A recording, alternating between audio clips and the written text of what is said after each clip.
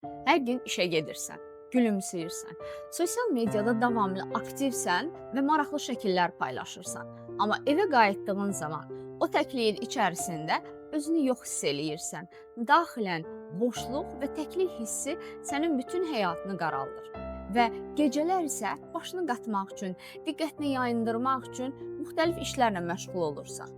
Səhəri yenə yorğunsan, amma məcburiyyətlər səni yenə hər şey yaxşıdır kimi göstərməyə məcbur eləyir. Bu, əslində sənin emosional olaraq tükəndiyinin göstəricisidir və psixologiyada buna yüksək funksiyonal depressiya deyirlər.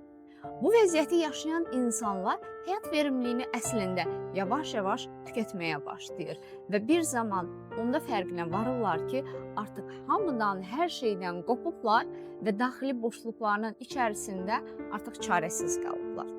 Özünüzü nə vaxta qədər ətrafdakı insanlar üçün hər şey yaxşıdır rolunda davam etdirəcəksiniz. Daxili sakitliyinizi, həyatınızın huzurunu və sevgi ilə sevinç içərisində həyatınızı yaşamaq istəyirsinizsə, o zaman seanslarıma qeydiyyatdan keçə bilərsiniz.